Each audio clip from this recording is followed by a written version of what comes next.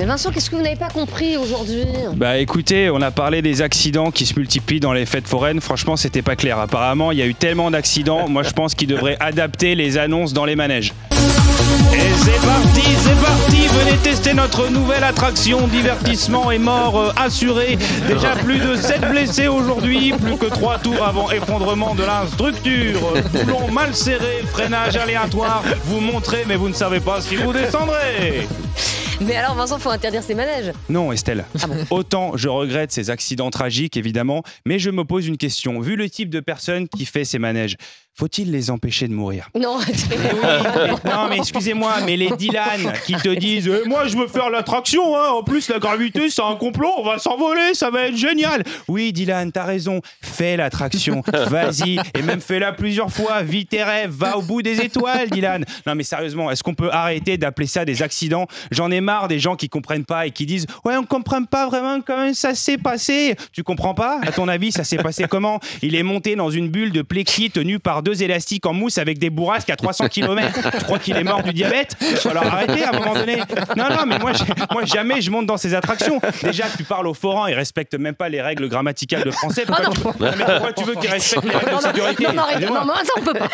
Vincent justement. Mais alors, si on peut, laisse. Oui bon bah je merci, maintenant c'est fait. Il est en toute liberté, allez. Vincent, l'un des forains s'est exprimé pour justifier l'accident à Luna Park. Oui, apparemment il a voulu se justifier et d'ailleurs on a un extrait de son interview. Il a dit oh, c'est vrai qu'il a été éjecté du manège sur plusieurs centaines de kilomètres, mais bon ça faisait partie de l'attraction, voilà, tout simplement.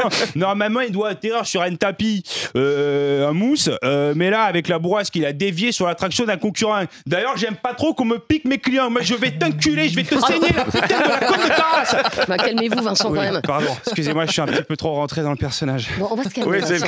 Dans Estelle Midi, on a aussi parlé des années sabbatiques. Bah oui, j'ai vu ça. On est le 31 août, on parle déjà d'années sabbatiques. Putain, ça va vous? Alors bon, après je comprends, quand tu dois attendre que Robert Sebag formule une réponse, c'est long, franchement c'est long. Ça prend une année ce baguique, c'est très très long. Bon après t'as ceux qui prennent une année sabbatique et qui devraient pas, et t'as ceux qui en prennent pas et qui devraient. Oh non, le goût et les couleurs. Eh ben ton fils il fait une merde sur une toile, c'est mieux que Picasso aussi, le goût et les couleurs. Daniel Riolo, faut se reposer un petit peu, non? Je pense qu'il faut prendre une petite année. J'en ai parlé à Jérôme Bretagne, il est totalement d'accord, ne vous inquiétez pas. C'est vieux ça. Hein. Mais Vincent, c'est quoi pour vous une année sabbatique? Oui, c'est vrai qu'il faut quand même le rappeler. Alors, une année sabbatique, ça vient du latin, donc annus sabbaticus, qui signifie rien branler sur une année. En résumé, t'es salarié, tu fais ce que tu veux pendant un an, mais t'es pas payé par ta boîte. En gros, t'as bossé sérieusement pour une entreprise, charbonné dur comme un salarié obéissant, et à la fin, t'as le droit à une année peinard sans être payé. On connaît, ça s'appelle la retraite. Encore une douille, franchement, c'est pas sérieux. Ouais, bah donc vous êtes pour les années sabbatiques alors? Alors moi, je suis pour les années sabbatiques, Estelle, mais en fait, ce qui m'énerve, c'est les gens qui en font. Tu les connais, tes potes start-upers qui habitent dans un 150 mètres carrés dans le Marais et qui te disent « Ouais, on a pris une année pour nous, on est parti en backpack en Somalie. Enfin, on hésitait avec le Pakistan, mais bon, partir en backpack avec les backpacks, ça faisait un petit peu doublon quand même. Non, franchement, on logeait chez l'habitant. C'est fou, les gens n'ont rien et ils donnent tout.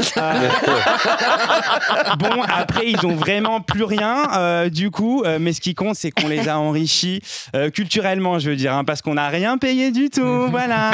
Eux, ça serait quand même bien qu'ils fassent un tour de manège, hein. Je pense que ça les calmerait. Alors après, tout le monde n'a pas la même année sabbatique quand même. Non, vous avez raison, Estelle. En fait, t'as l'année sabbatique des salariés quand t'accuses le coup, et t'as l'année sabbatique des politiques quand c'est toi qui es accusé. Ils sont partis en année sabbatique et on a hâte de les retrouver. Adrien Quatennens, ça claque. Benjamin Griveaux, DSK, bon lui c'est carrément une décennie sabbatique. Nicolas Hulot, Damien Abad et bien d'autres. On espère qu'ils se sont bien reposés pour pouvoir faire face à de nouvelles plaignantes. Bon, merci beaucoup. Merci Vincent, à vous, on se retrouve Estelle. chaque jour, 14h30 dans Estelle Midi. Vincent.